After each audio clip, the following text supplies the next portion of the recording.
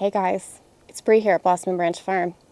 What if I told you that there was a gorgeous ornamental grass that is native to much of North America, that is deer resistant, basically pest resistant, disease resistant, doesn't care if you have the crappiest soil in the world, and it'll grow in partial shade? All right, so that was like probably the most dramatic way I could think of introducing you to Northern Sea Oats, chasmanthium, latifolium. This is Northern Sea Oats in its little baby seedling stage. I started growing this one 3 years ago and I love it. It is one of my top favorite foliages to use in cut flower arrangements, in dried arrangements, and not only that, but it is stunningly gorgeous in the garden. So if you're looking for kind of a wild look, a meadow look, that when the wind waves, that it dances a little bit, Northern Sea Oats is a great plant for you.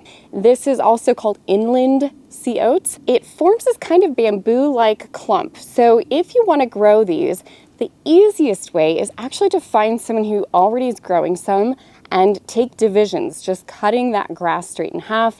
What you basically do is dig up the plant, take a serrated knife, cut it into fourths, and just make divisions that way. That's the easiest way to do it, but you can also grow it very easily from seed, as you can see here.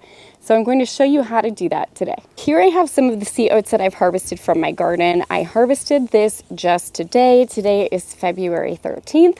And the reason I like to harvest seed in the spring if possible is because it gives it a chance to cold stratify. So a lot of these native plants actually prefer to have a cold stratification period before they get planted. And I found that Northern Sea Oats definitely do better if they have a little bit of that cold stratification where they're exposed to cold like they would be outside.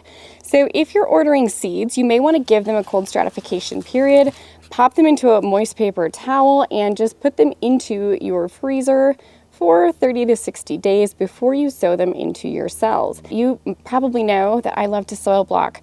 These ones I'm actually going to plant into a tray, and I'll tell you why. So these are the trays that I prefer to use when I'm growing native grasses. I like to use these because you can see they are very deep, and native grasses like to go very deep, and that's true of the Northern Sea Oats as well. Their roots go very deep, which is part of what enables them to be drought tolerant and low water needs. So when I'm growing something that likes to put down a deep taproot, like a native grass, I do use these. These are actually just deep 50 trays. I reuse them as often as I can, so I'm not having to buy new ones. So the seed pod of the Northern Sea Oat looks something like this. It has several different little offshoots, and each one of those is actually a seed. So you can see here that we have several seeds on this one pod, and what I like to do is to pull them apart and take a look and feel whether there is actually a seed in the pod. And you can feel it quite easily because the seed pod will be plump.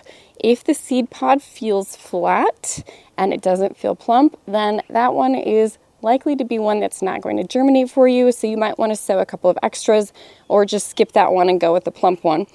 And that is what I like to do before I sow these, just to make sure that it's going to be one that has a chance to germinate. As far as depth goes for these guys, they prefer to be about 1/4 of an inch down, so I do make a small dibble just with my fingertip. You don't want to make it too deep because they do want some light to germinate. They don't have to be underneath grow lights. Just some ambient light is enough to get these guys to start growing. And then I'm going to put my seeds in and just cover them up lightly. I'm actually going to do about 2 per cell because I have a lot and I want to make sure that each cell has one in there. Here's a good example. These lower ones here, actually I do not feel any seed pod in. This one has one. But you can feel it. It kind of if it has a seed pod in it, it has a bit of a plumpness to it. Okay, so I have my whole tray done. So as I mentioned, I'm just going to come in and very lightly cover these. Don't really want to put too much over them because they do need that light to germinate, but covering them a little bit will help to keep them moist until they achieve that germination. I now have my whole tray sown with my wild oats, so now I'm going to put them into a warm spot. So these Northern Sea Oats really prefer to be around 70 degrees at least, soil temperatures for them to germinate. And remember that soil temperatures are always about 10 degrees cooler than air temperatures. So that means your room temperature should be around 80. If you can't get a room temperature around 80, then keep them on a heat mat to germinate. You do want to keep them moist during the germination phase and while they set their first taproot down. Once they have germinated and that taproot is down into these trays, you can ease back on the watering. Start them 8 to 12 weeks before last frost so that they have a nice chance to establish some healthy roots.